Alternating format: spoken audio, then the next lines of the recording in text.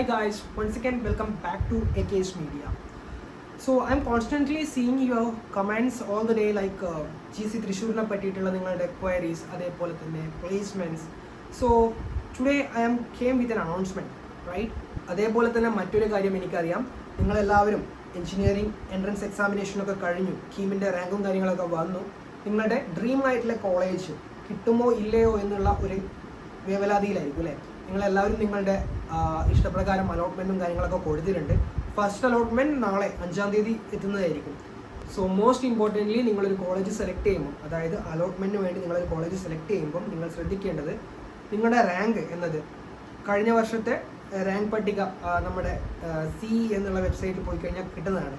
അതായത് എത്ര റാങ്ക് വരെയാണ് ഓരോരോ കോളേജിനും ഓരോരോ എന്താ പറയുക പ്രോഗ്രാം ലൈക്ക് മെക്കാനിക്കൽ, CS ഇതൊക്കെ ഓരോ ഡിഫറെൻറ്റ് പ്രോഗ്രാംസ് ആണ്. ഈ ഒരു പ്രോഗ്രാംസിൽ ലാസ്റ്റ് വന്ന റാങ്ക്, അതേപോലെ തന്നെ എത്രയിലാണ് അവിടെ അഡ്മിഷൻ കിട്ടിയിട്ടുള്ളത് എന്നുള്ള വിവരങ്ങളൊക്കെ നിങ്ങൾ നോക്കിയതിന് ശേഷം നിങ്ങളുടെ ഡ്രീം കോളേജ് അല്ലെങ്കിൽ നിങ്ങളുടെ ഈ റാങ്ക് വെച്ചിട്ട് കിട്ടാൻ സാധ്യതയുള്ള ഏറ്റവും ഹയസ്റ്റ് കോളേജിനാണ് നിങ്ങൾ ഫസ്റ്റ് പ്രയോറിറ്റി കൊടുക്കേണ്ടത്.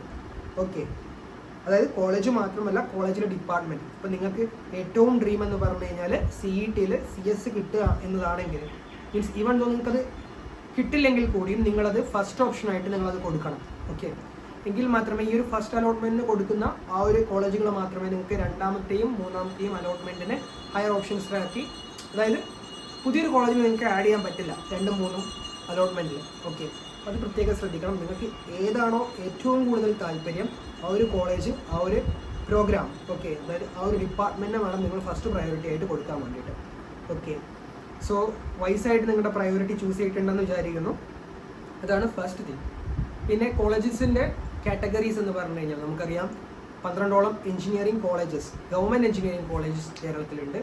120 അറൗണ്ട് 120ഓളം എന്താ പറയുക പ്രൈവറ്റായിട്ട് എയ്ഡഡ് ആയിട്ടുള്ള കോളേജൊക്കെ ഉണ്ട്. സോ ഇതിൽ നിങ്ങൾ നോക്കുക, നിങ്ങളുടെ കൺവീനിയൻസിനനുസരിച്ച് നിങ്ങളൊരു കോളേജ് ചൂസ് ചെയ്യുമ്പോൾ നിങ്ങൾക്ക് എന്തായാലും അറിയാം റാങ്കിങ് നോക്കണം കോളേജിൻ്റെ, അതേപോലെ തന്നെ കോളേജിൽ വരുന്ന പ്ലേസ്മെൻറ്റിനെ പറ്റി നോക്കണം, ആക്സസിബിലിറ്റി നോക്കണം. നിങ്ങൾ മുന്നിലുള്ള വീഡിയോസിലൊക്കെ പറഞ്ഞിട്ടുണ്ട് ഞാൻ. അതേപോലെ തന്നെ കോളേജിൻ്റെ ഓവറോളായിട്ടുള്ള ഫെസിലിറ്റീസും അവിടുത്തെ ടീച്ചിങ് മെത്തേഡും അല്ലെങ്കിൽ അവരുടെ എഡ്യൂക്കേഷണൽ രീതിയൊക്കെ നിങ്ങൾ നോക്കണം. അവിടെ നിന്ന് പോയി പഠിച്ചു കഴിഞ്ഞാൽ നിങ്ങൾക്ക് ക്യാച്ചപ്പ് ചെയ്യാൻ പറ്റുന്ന രീതിയിൽ തന്നെയാണ് അവിടെ എല്ലാ ക്ലാസ്സുകളും കാര്യങ്ങളൊക്കെ പോകുന്നുള്ളത്. ഒന്ന് ജസ്റ്റ് സീനിയേഴ്സിനോടൊക്കെ ചോദിച്ച് മനസ്സിലാക്കും. എന്തായാലും നിങ്ങൾ നല്ല രീതിയിൽ തന്നെ നിങ്ങളുടെ ഓപ്ഷൻസൊക്കെ കൊടുത്തിരിക്കുമെന്ന് ഞാൻ പ്രതീക്ഷിക്കുന്നു. ഓക്കെ, എന്തായാലും 5-ാം തീയതി ഫസ്റ്റ് അലോട്ട്മെൻറ്റ് വരും. ഇന്ന് ട്രയൽ വന്നിട്ടുണ്ടാവും. അപ്പോൾ അതിനനുസരിച്ച് നിങ്ങളുടെ പ്രയോറിറ്റിക്ക് അനുസരിച്ച് നിങ്ങൾ അടുത്ത അലോട്ട്മെൻറ്റിൽ നിങ്ങളുടെ മീൻസ് നിങ്ങളുടെ ഓപ്ഷൻസ് അപ്ഗ്രേഡ് ചെയ്യാം. ഓക്കെ, സോ ഫസ്റ്റ് അലോട്ട്മെൻറ്റ് വന്നു കഴിഞ്ഞാൽ നിങ്ങൾ ഫീസ് അടച്ചിരിക്കണം. അത് 2000 രൂപ നിങ്ങൾ ആദ്യം അടച്ചിട്ടുണ്ട്. അതിനുശേഷം ഗവൺമെൻറ് കോളേജിലൊക്കെ ആണെങ്കിൽ 8650 രൂപയാണ് ഫീസ് എന്ന് പറയുന്നത്. അപ്പം ഫസ്റ്റ് അലോട്ട്മെൻറ്റ് വന്നു കഴിഞ്ഞാൽ ട്രഷറി വഴിയോ അല്ലെങ്കിൽ ഓൺലൈൻ വഴിയോ നിങ്ങൾ ബാക്കിയുള്ള ഈ 6250 രൂപ അടച്ചിരിക്കണം. എങ്കിൽ മാത്രമേ നിങ്ങൾ അടുത്ത അലോട്ട്മെൻറ്റിന് വേണ്ടി സെക്കൻഡും തേർഡും അലോട്ട്മെൻറ്റിന് വേണ്ടിയിട്ട് പരിഗണിക്കുകയുള്ളൂ. അതായത് നിങ്ങൾക്ക് ഫസ്റ്റ് അലോട്ട്മെൻറ്റിൽ നിങ്ങൾക്കൊരു കോളേജ് കിട്ടി, അപ്പോൾ അതും വെച്ച് ഇരുന്ന് കഴിഞ്ഞ് കഴിഞ്ഞാൽ നിങ്ങളെ ബാക്കിയുള്ള അലോട്ട്മെൻറ്റിൽ നിങ്ങൾ പരിഗണിക്കില്ല. നിങ്ങൾ കിട്ടിയെന്ന് മനസ്സിലാക്കാൻ വേണ്ടി ബാക്കിയുള്ള തുകയും കൂടി അടച്ചിരിക്കണം. അങ്ങനെയാണ് രീതി. ഓക്കെ,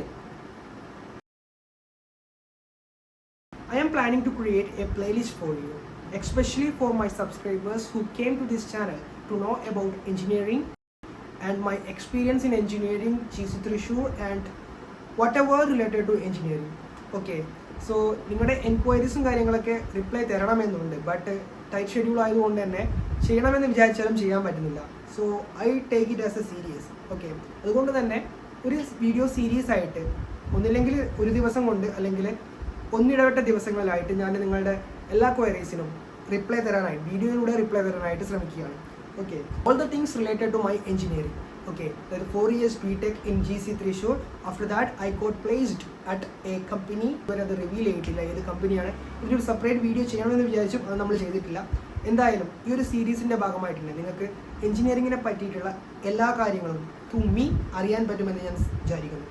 സോ എന്തായാലും ഈ ഒരു പ്ലേലിസ്റ്റിലൂടെ എഞ്ചിനീയറിംഗ് റിലേറ്റഡ് ആയിട്ടുള്ള എല്ലാ കാര്യങ്ങളും starting from scratch like my introduction in GC Thrissur like orientation, രണ്ടാമതാണെങ്കിൽ ഫസ്റ്റ് ഇയറിൻ്റെ എക്സ്പീരിയൻസ്, സെക്കൻഡ് ഇയറിൻ്റെ എക്സ്പീരിയൻസ്, അതേപോലെ തന്നെ കോളേജിൻ്റെ പരിപാടികൾ, ഡിഫറെൻറ്റ് ക്ലബ്സ് ഇൻ GC, അതേപോലെ തന്നെ whatever I would like to share with you I just want to share in this playlist. Okay, so അതാണ് ഈ ഒരു പ്ലേലിസ്റ്റിൻ്റെ ഇൻറ്റൻഷൻ എന്ന് പറഞ്ഞു കഴിഞ്ഞാൽ.